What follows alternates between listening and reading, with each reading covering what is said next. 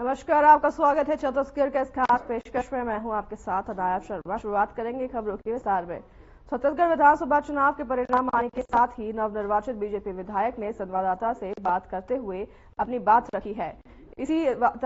इसी तहत आज उन्होंने चित्रकूट से बीजेपी विधायक विनायक गोयल से संवाददाता से बात की और उन्होंने बात करते हुए विधायक ने कांग्रेस सरकार पर घोटाले का आरोप भी लगाते हुए कहा कि कांग्रेस सरकार ने अपने कार्यकाल में घोटाले के अलावा और कुछ भी नहीं किया। जनता का पैसा उन्होंने अपने हित में लगाया। 36 वादों में एक भी वादा निभा नहीं पाए, जिसका जवाब जनता ने उन्हें इस चुनाव में दिया है। 75 पार कहने वाले कांग्रेस नेता 35 सीट पर भी जीत नहीं पाए। चित्रकूट विधायक ने कहा कि लोकसभा में भी भाजपा की सरकार बनेगी और डबल इंजन की सरकार बनते ही भारतीय जनता पार्टी ने जो वादा और घोषणा जनता के हित के लिए किए हैं वह जरूर पूरा करेंगे।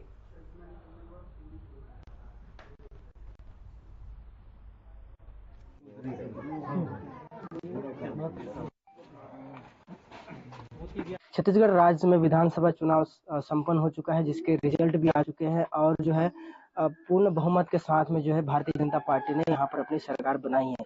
वहीं से नवनिर्वाचित विधायक चित्रकूट के गोयल जी इस वक्त हमारे साथ मौजूद हैं। आइए हम उनसे जानने को कोशिश करते हैं कि अब उनकी आगे की रणनीति क्या होगी और किस तरीके से लोगों ने जो उनके ऊपर भरोसा जताया है उस भरोसे को खरे उतरेंगे। जी, सबसे पहले तो बहुत बहुत बधाई हो आपको। जी धन्यवाद। जिस तरीके से आपने ये चुनाव लड़ा, जो कि राज्य में कोई भी मुख्यमंत्री चेहरा नहीं था, कोई भी नेतृत्व नहीं थी, केंद्र से आपके ऊपर नेतृत्व के लिए आया हुआ था जी, इसके बारे में हमें बताएं। जी नहीं, निश्चित तौर पर भारतीय जनता पार्टी का चेहरा थे यहाँ पर, वे केंद्र के थे, क्योंकि भारतीय जनता पार्टी में लगातार आप लोगों ने देखा कि 5 साल तक लगातार जैसे यहाँ के चुनाव हारे, कांग्रेस की सरकार बनी, उसके बावजूद भारतीय जनता पार्टी के निचले स्तर से लेकर ऊपर तक सभी वर्ग के कार्यकर्ताओं ने भारतीय जनता पार्टी का काम किया। हर पोलिंग बूथ स्तर पर, हर पंचायत में जाकर मेहनत किए। ये मेहनत का नतीजा हमको मालूम था कि भारतीय जनता पार्टी का सरकार इस बार बन रही है।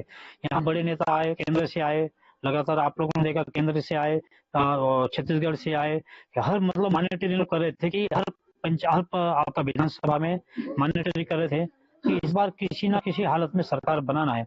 और सरकार तो बन चुका है, मगर हम लोग जो भारतीय जनता पार्टी के प्रत्याशी के नाते मैं सभी जगह जाकर जनता के रूबरू हुआ, जनता का आशीर्वाद मिला, जनता का विश्वास था कि इस बार भारतीय जनता पार्टी के प्रत्याशी को विनायक गोयल को जिताना है। मैं नहीं जीता हूँ चुनाव, हर व्यक्ति, हर कार्यकर्ता, हर जनता जीती। मैं आज भी कहता हूँ कि मैं विधायक नहीं हूँ, भारतीय जनता पार्टी के विधायक मेरे कार्यकर्ता हैं, वहाँ की जनता है। क्यों? क्योंकि इन्होंने विश्वास किया था कि आने वाले समय में जो विकास रुक चुका था कांग्रेस सरकार से, 5 साल तक इन्होंने विकास नहीं किया।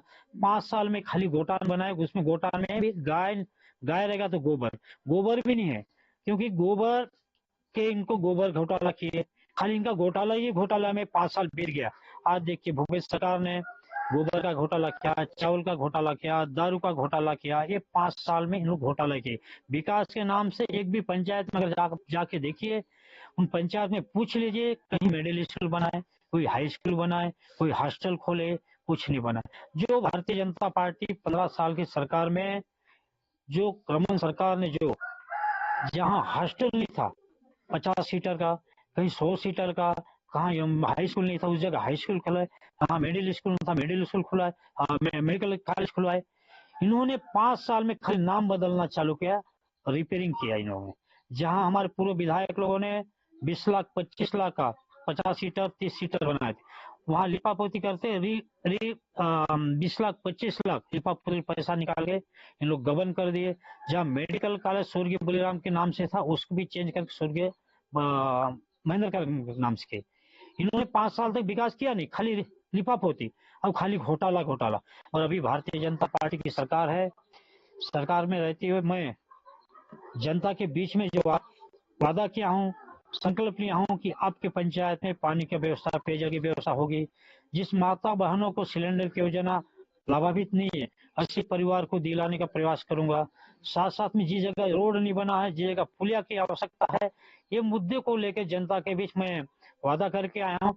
5 साल के अंदर पूरे वादा मेरा पूरा हो जाएगा, क्योंकि सरकार हमारे डबल इंजन की रहेगी, तो डबल इंजन रहेगी तो डबल काम होगा।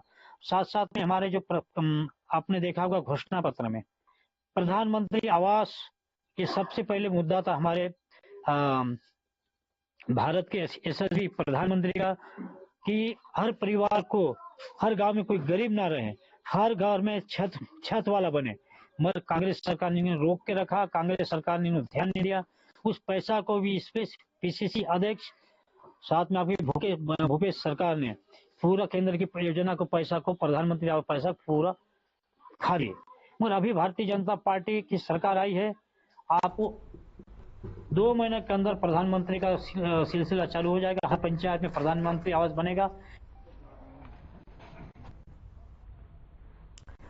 छत्तीसगढ़ में बीजेपी ने विधानसभा चुनाव जोरदार बहुमत के साथ जीत ली है। वहीं चुनाव खत्म होते ही सभी की नजरें मुख्यमंत्री के नाम पर टिकी हुई है। हालांकि छत्तीसगढ़ की जनता डॉक्टर रमन सिंह को सीएम पद के लिए अपनी पहली पसंद बता रही है। वहीं कुछ अलग नेताओं के नाम भी सामने आ रहे हैं। इस बार जनता का मूड विकास को लेकर कुछ ज्यादा ही संजीदा है। जगदलपुर की जनता का क्या कुछ कहना है, इसी पर देखिए हमारी खास रिपोर्ट।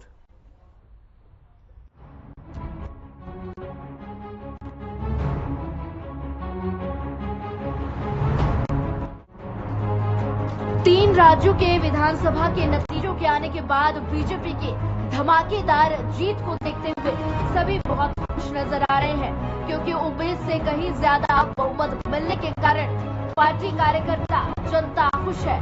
बिना किसी सीएम के फेस दिखाए बीजेपी ने हर बार की तरह इस बार भी कमल से कमाल कर दिया।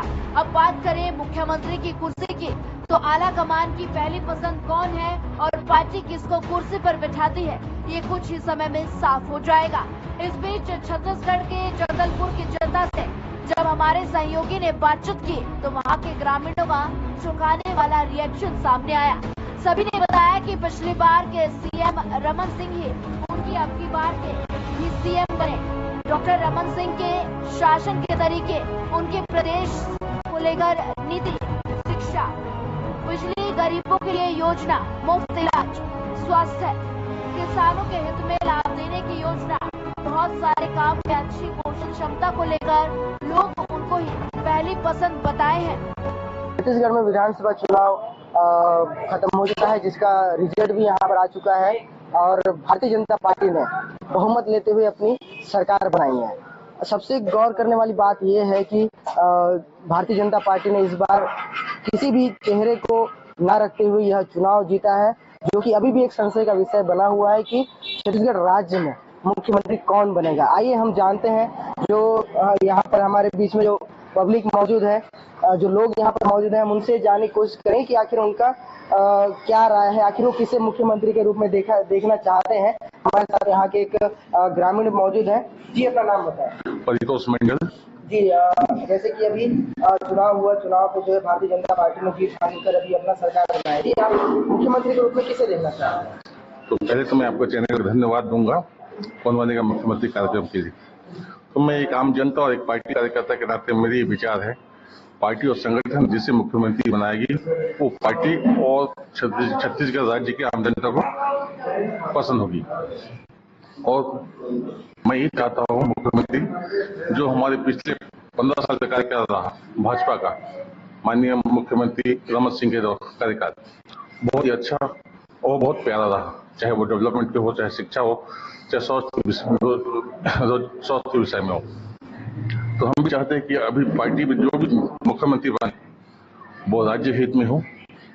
वो मुख्यमंत्री जो हमारे रमन सिंह थे उनसे बेहतर हो, तो मेरी ये विचारधारा है। उनकी कोई तो खास विशेषताएं बताइए कि आखिर उनमें नेतृत्व क्षमता करने की, आखिर उनकी नेतृत्व क्षमता कैसी है? उनकी नेतृत्व क्षमता तो मैं पार्टी को बहुत अच्छी लगी, तभी उन्होंने 15 साल शासन किया है और बहुत सारे अच्छे कार्य किए, चाहे वो गरीबों के हित में हो, चाहे वो राशन हो, चाहे वो स्वास्थ्य के विषय में, चाहे उनको इलाज के लिए हो, मुफ्त इलाज का हो, चाहे बिजली का हो, शिक्षा का हो, स्वास्थ्य का हो, जैसे हमारे बस्तर क्षेत्र में मेडिकल कॉलेज खुले हैं और भी बहुत सारे शिक्षा के विषय में, और जो डेवलपमेंट के रोड हो, चाहे नलिया हो, बहुत सारे ऐसे कार्य किए जो बोले मतलब जनता के बीच में बोलने के लायक है। तो हम भी चाहते हैं कि अगला मुख्यमंत्री वैसे ही हो, इससे भी बेहतर हो। जैसे कि इन्होंने कहा कि ये डॉक्टर रमन सिंह को मुख्यमंत्री के रूप में देखना चाहते हैं। हमारे साथ यहाँ पर और भी जो है लोग मौजूद हैं, हम उनसे भी उनका राय जानना चाहेंगे कि वो आखिर किसे मुख्यमंत्री के रूप में देखना चाहते हैं। जी, अपना नाम बताएं। मेरा नाम अजय सेठ है। ये भी भारतीय जनता पार्टी यहाँ पर जीत के आकर जिन्हें अपना सरकार बनाया है, मुख्यमंत्री के रूप में आप किसे देखना चाहते हैं? मुख्यमंत्री के रूप में डॉक्टर रमन सिंह को देखना चाहता हूँ, जिन्होंने 15 साल में हमारे छत्तीसगढ़ में जो विकास के पुलिंदे जो बनाए, जिन्होंने शिक्षा के क्षेत्र में हो या किसानों के लिए हो या स्वास्थ्य के क्षेत्र में हो, इतने जो बेहतरीन काम किए, उसके लिए डॉक्टर रमन सिंह को फिर से एक बार मुख्यमंत्री के रूप में मैं देखना चाहता हूँ। उनके नेतृत्व क्षमता के बारे में, उनके नेतृत्व क्षमता, जिन्होंने 15 साल पहले जो विकास किया, जिन्होंने हमारे जैसे बस्तर जैसे पिछड़े क्षेत्रों में जो पहले जो कांग्रेस की सरकार थी, जिन्होंने जो योजना नहीं बनाई थी, उन्होंने सड़क हो या बिजली हो या शिक्षा के क्षेत्र में जो बेहतरीन काम किए, तो उसके लिए उनको एक बार फिर से मौका मिलनी चाहिए। जैसा कि इन्होंने बताया कि डॉक्टर रमन सिंह को ही वापस मुख्यमंत्री के रूप में देखना चाह रहे हैं, क्योंकि उन्होंने जो कार्य जो किया है, उन्होंने जिस तरीके से 15 साल यहाँ पर उन्होंने चलाया था छत्तीसगढ़ में, और वापस से जो है वो देखना चाह रहे हैं, यहाँ की जो जनता है वो वापस से देखना चाह रही है उनको। और भी भाई यहाँ मौजूद हैं जो कि अपना राय देना चाह रहे हैं। आइए हम उनसे जानते हैं कि आखिर वो किसे देखना चाह रहे हैं। जी, अपना नाम बताएं। मेरा नाम देवेंद्र कुमार है। जी, अभी भारतीय जनता पार्टी ने अपनी सरकार यहाँ पर बनाई है छत्तीसगढ़ में, आप मुख्यमंत्री के रूप में किसे देखना चाहते हैं? मैं अगर देखा जाना चाहूँगा तो 4 नाम आप आ रहा है सामने, लेकिन उसमें से मेरा जो है युवा के हिसाब से वो है ओपी चौधरी। आखिर ओपी चौधरी का क्यों देखना चाह रहे हैं?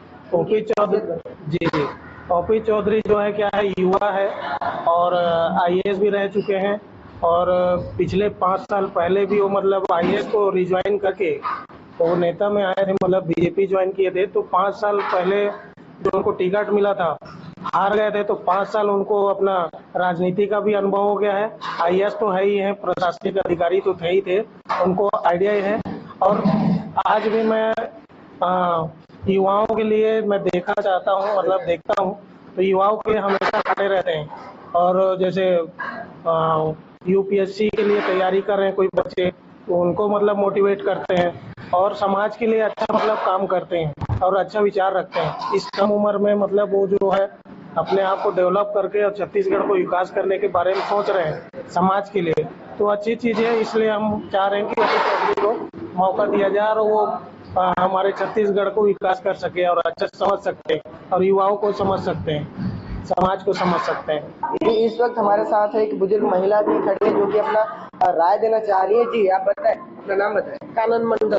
जी, आप मुख्यमंत्री के रूप में किसे देखना चाह रही हैं? रमन सिंह। क्यों? क्यों, उनमें विशेषताएं क्या है? कुछ नहीं, गरीब को तो देखता है, शायद घर द्वार सब, हम लोग को तो कुछ दिया ही नहीं, उन्हीं लोगों को उसमें भी खुशी लगता है। गरीब लोगों का घर नहीं, द्वार नहीं, कुछ नहीं था, अभी दे रहा है, वही हम लोग को खुशी। लेकिन हमारा भी कोई मौजूद है जो पेंशन मिले, 60, 70, 75, 65, 67 हो गया उम्र, पेंशन तो चाहिए, सबको देता, हम लोग तो कुछ नहीं। नाली घर चावल नहीं देता है, गरीबी रेखा काटे नहीं है। जी, जैसे कि उन्होंने अपनी बात रखी, महिला ने अपनी बात रखी कि वो भी जो है रमन सिंह को देखना चाह रहे हैं। हमारे साथ यहाँ पर और भी कुछ लोग मौजूद हैं, हम उनसे भी इस बारे में राय लेना चाहेंगे कि आखिर वो मुख्यमंत्री के रूप में किसे देखना चाहते हैं। जी, अपना नाम बताएं। हरीश राम टेके। जी, भाजपा यहाँ पर जीत के आई हुई है, जिनकी यहाँ पर सरकार बनी है, आप मुख्यमंत्री के रूप में किसे देखना चाहते हैं? मैं चाहता हूँ ओपी चौधरी जी मुख्यमंत्री बने। जी, आखिर क्यों? देखिए, अभी युवा है, अभी फिलहाल पहले दफा जब उन्होंने चुनाव लड़ी थी तो उनको हार का सामना मिला था। जैसे खरसिया विधानसभा क्षेत्र से उनको पहले मिला था, अभी जिस विधानसभा से उनको टिकट मिला था वहां से भारी मतों से उनको विजय मिली है। तो मैं चाहता हूँ अभी इस पद के लिए वो योग्य है। उनकी जो विशेषताएं बनाई, तो नेतृत्व क्षमता है, उनका नेतृत्व क्षमता बहुत अच्छी है, मिलनसार है एकदम। इन्होंने बताया कि ओपी चौधरी को देखना चाहते हैं। खास इसी तरीके से जो है लोग अपना जो है राय दे रहे हैं आने वाले मुख्यमंत्री के लिए। अब देखना है कि कौन यहाँ पर मुख्यमंत्री चुन के आते हैं। लक्ष्मण कुमार दास, हर खबर, जगदलपुर। तो वहीं दूसरी ओर कुछ लोग ओपी चौधरी को इस बार सीएम बनाने की बात कह रहे हैं। बता दें कि ओपी चौधरी आईएएस के पद को छोड़कर राजनीति में उन्होंने प्रवेश किया था।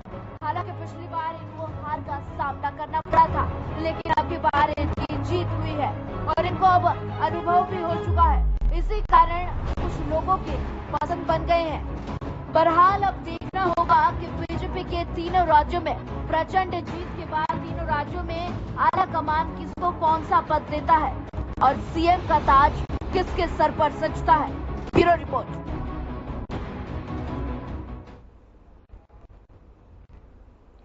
कवर्धा में चिल्फी घाटी में ट्रैक्टर अचानक अनियंत्रित होकर पलट गया। वहीं चालक ने कूदकर अपनी जान बचाई। बता दें कि ट्रैक्टर बिलासपुर से जबलपुर जा रहा था, तभी चिल्फी घाटी में सामने से ट्रेलर वाहन आ रहा था। इसी दौरान ट्रैक्टर चालक ने ट्रैक्टर बचाने के बजाय पहाड़ पर चढ़ा दिया, जिसके बाद ट्रैक्टर अनियंत्रित होकर पलट गया। हादसे में चालक गंभीर रूप से घायल है, वहीं जिसको लेकर इलाज के लिए अस्पताल में भर्ती कराया गया है।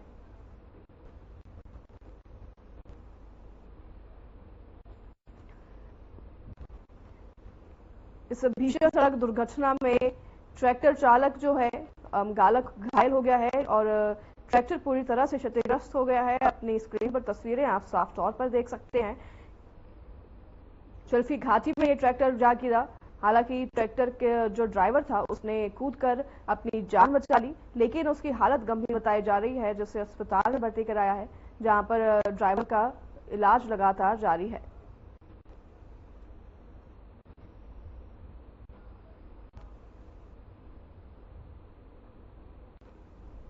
चिल्फी घाटी से ये तस्वीरें आप देख रहे हैं अपनी स्क्रीन पर, जहां पर एक भीषण सड़क हादसा हो गया।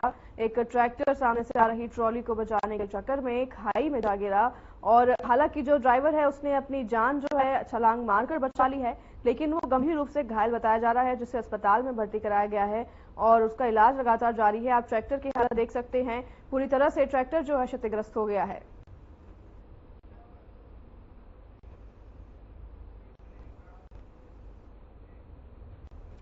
छत्तीसगढ़ चुनाव में इस बार बड़ा उलटफेर हो गया है। बीजेपी 5 साल बाद फिर सत्ता में लौट आई है, वहीं कांग्रेस को बड़ा नुकसान हो गया है।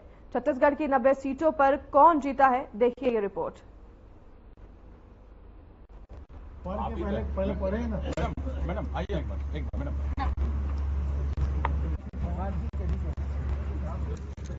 ये मेरे लिए सौभाग्य की बात है कि हमारा जो जहाँ की जवाबदारी मिली थी, मैंने पूरे दोनों जिले की जवाबदारी ली थी, अपने लोकसभा क्षेत्र की जवाबदारी ली थी और मुझे इस बात की खुशी है कि यहाँ के साथियों ने मेरे निवेदन को स्वीकार भी किया और उनने सभी साथियों को जिताया। मेरे ख्याल से इतिहास में ये पहली घटना होगी जब हम पूरे लोकसभा क्षेत्र के या संसदीय क्षेत्र के सभी सीटों को जीते और जांजगीर और चांपा जिला बंटने के बाद पहली बार ही होगा कि हम पूरे 6 के 6 सीट कांग्रेस की जीते हैं और ये बहुत खुशी की बात है कि इसमें अधिकतर बालेश्वर साहू को ले लीजिए, से सरवंश को ले लीजिए, चांपा वाले व्यास कश्यप को ले लीजिए, राघवेंद्र को ले लीजिए, ये सब नए लड़के हैं और मेरी खुशी इस बात की है कि मेरे से ज्यादा वोटों से वो जीते हैं। उनको बहुत बहुत बधाई देता हूँ। और हमारे इस जिले में जो सीटें नहीं आई उसके पीछे जो बड़ा कारण है वो भीतरघात है। पार्टी के ही कुछ लोग हैं जो बड़े पदों पर आसीन हैं और इसी जिले में हैं, उन लोगों ने साथ नहीं दिया और पार्टी को नुकसान पहुंचाया है और उसके विषय में मैंने संगठन को अवगत करा। बिल्कुल, उसमें से एक नाम वो है और भी नाम है, बड़े नाम हैं। आने वाले समय में वो नाम आप सबको पता चल जाएगा। मित्रों का हार्दिक स्वागत है।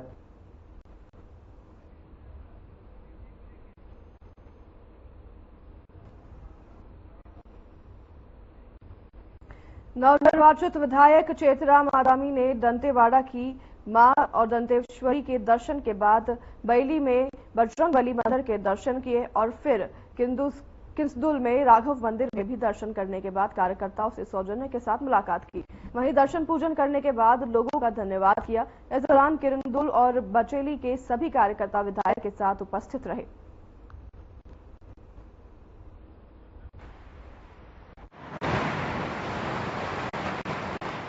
दंतेवाड़ा विधानसभा में माता दंतेश्वरी के आशीर्वाद से भारतीय जनता पार्टी के बेतुल्य कार्यकर्ता और यहाँ के आम मतदाताओं ने कमल फूल को जिताया।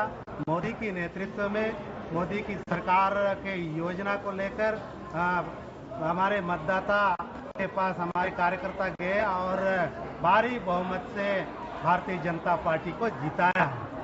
अभी जैसे कि अभी इतनी बारिश है, तूफान की वजह से इतनी बारिश है, उसमें भी आप आए मंदिरों में दर्शन करने के लिए। इसके बाद आगे आपकी रणनीति जनता के बीच में किस तरह रहेगी और आपका किस तरह का कार्य रहेगा? अभी मैं रायपुर से कल ही वापस आने के बाद आज माता दंतेश्वरी का दर्शन हुआ और लोहा नगरी किरंदुल में सारे यहाँ राघव मंदिर में अभी उपस्थित हुआ। सारे मंदिर में आज दर्शन करने के लिए आया हूँ और निश्चित रूप से हमारे कार्यकर्ता बहुत उत्साहित है। इतने बरसात होने के बावजूद भी जगह जगह स्वागत के लिए खड़े हुए हैं। उन सभी देवतुल्य कार्यकर्ताओं को मैं आभार व्यक्त करता हूँ।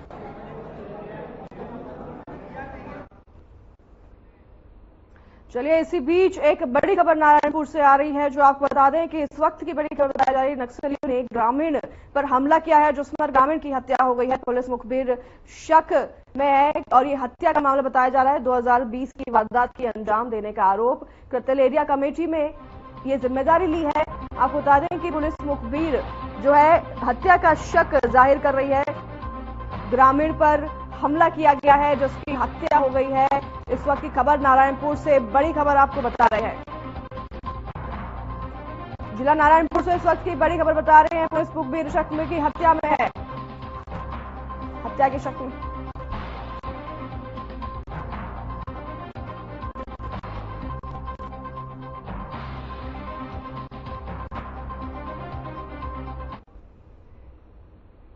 आगे बढ़ेंगे खबरों में। रायपुर में राज्यपाल विश्वभूषण हरिचंदन ने सशस्त्र सेना झंडा दिवस के अवसर पर राजभवन में आयोजित समारोह में कहा कि हमारे वीर सशस्त्र बलों ने निस्वार्थ और उल्लेखनीय बहादुरी के साथ हमारे महान राष्ट्र की सेवा की है।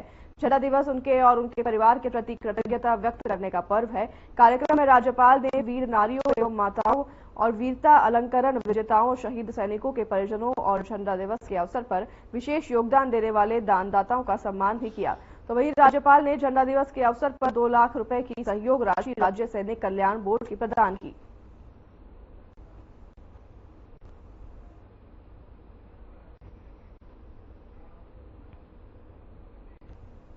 सूरजपुर जिले में गन्ना से लोड एक ट्रक अनियंत्रित होकर ग्राम पंचायत सुदामा नगर के पास पलट गई। इस घटना में ट्रक में बैठे हुए लगभग 10 किसान घायल हो गए हैं, जिनमें से 2 की हालत गंभीर बताई जा रही है।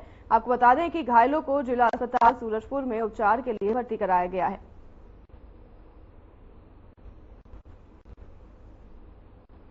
एक ट्रक अनियंत्रित होकर पलट गई, जिसमें कि 10 किसान मौजूद थे और इस ट्रक के पलटने से आपको बता दें कि 2 किसान जो है गंभीर रूप से घायल हो गए हैं, जिनका इलाज अस्पताल में जारी है।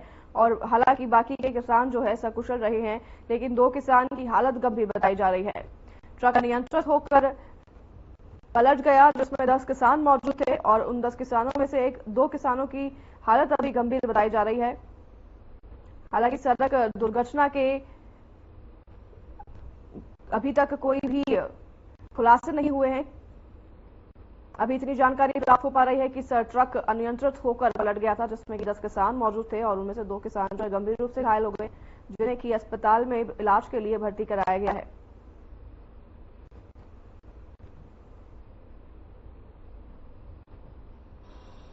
सुदामा नगर के पास हाईवे पर यह ट्रक अनियंत्रित होकर पलट गई, जिसमें 10 किसान मौजूद थे एक साथ और उनमें से 2 किसान की हालत गंभीर बताई जा रही है।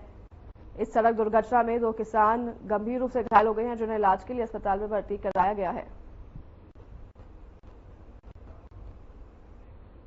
तो फिलहाल इस बुलेटिन में हमारे साथ बस इतना ही। मैं शर्मा आपसे लोग विदा, मुझे दीजिए इजाजत। नमस्कार।